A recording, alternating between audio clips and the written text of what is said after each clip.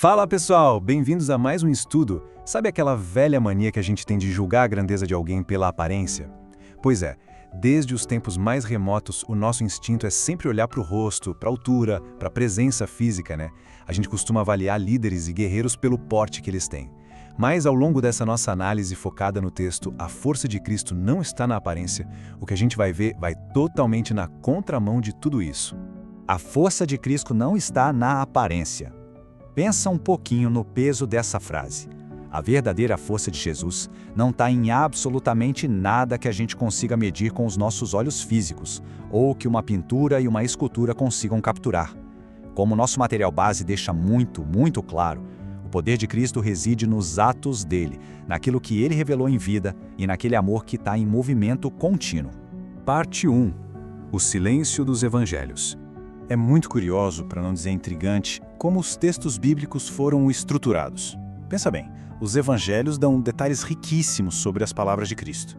A gente lê sobre os encontros que ele teve, os milagres absurdos, as lágrimas dele, a compaixão e a firmeza. Mas repara numa coisa, os primeiros cristãos não estavam nem um pouco preocupados em apresentar Jesus como uma figura de admiração estética ou montar uma imagem exterior perfeitinha do mestre. De fato, dá uma olhada no que simplesmente é omitido. A gente não faz a menor ideia da cor dos olhos dele, não sabemos o formato do rosto, ninguém sabe a altura dele ou se ele tinha qualquer traço físico marcante. Nada. E, gente, esse silêncio constante não é só um esquecimento histórico, sabe? É uma mensagem totalmente deliberada. O evangelho não está aí para satisfazer a nossa curiosidade visual. Ele quer revelar a verdade para o coração. O centro de tudo nunca foi a aparência física, mas sim a obra e a entrega.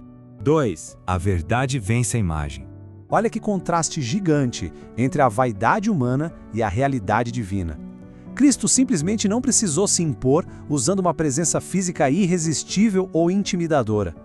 Ele não atraiu quem estava cansado e oprimido por causa de uma imagem de marketing super bem construída, como muito líder faz por aí.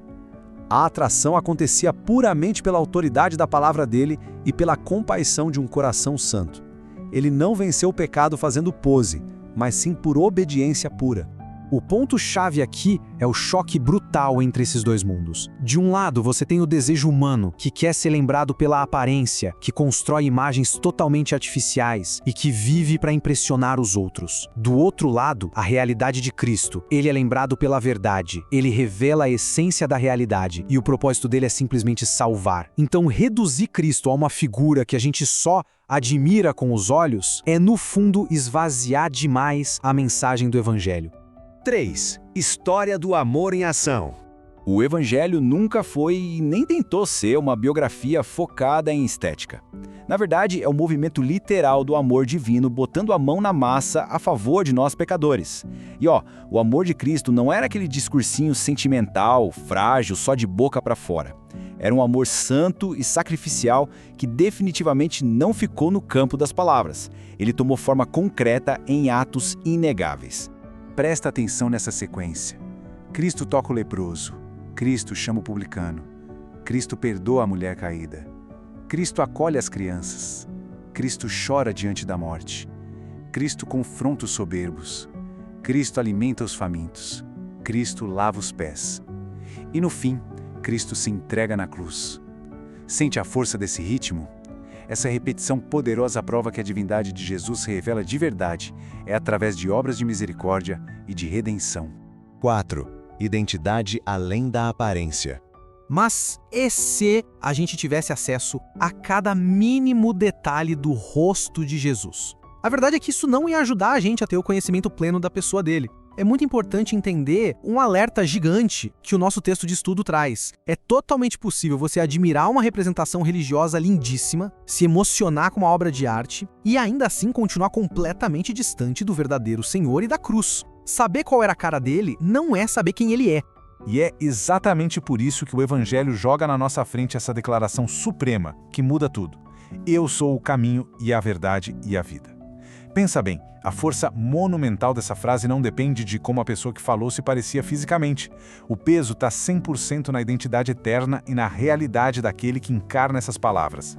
Ele não chegou lá e disse, olha, eu vou mostrar um caminho para vocês. Não, ele é o próprio caminho que leva ao Pai. Ele não falou que ensinava umas verdades legais. Ele é a verdade pura, onde Deus se revela sem nenhum engano. Ele não ficou só teorizando sobre a vida. Ele é a vida eterna em pessoa, que vence o pecado e a condenação. 5. Revelação através de atos. Ficar preso demais na embalagem, nessas formas exteriores, é um perigo absurdo, porque a gente acaba perdendo o significado essencial das ações divinas.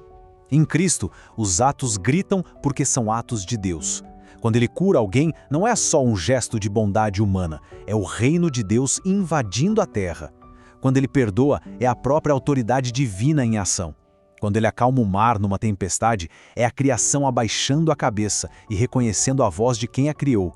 Quando ele morre, não é um coitado perdendo a batalha, é uma entrega absoluta. E quando ressuscita, bom, aí a vitória definitiva da vida eterna arrebentando as portas do tempo.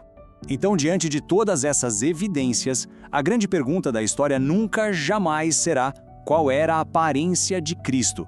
A pergunta que realmente exige uma resposta sua é: quem é este, que até o vento e o mar lhe obedecem? Quem é esse que perdoa pecados e chama quem está morto de volta para a vida? E olha, responder a isso exige reverência ativa e não só ficar assistindo passivamente. 6. A glória moral de Cristo. Agora, não me entenda mal, o texto não está dizendo que não tem beleza em Cristo, muito pelo contrário.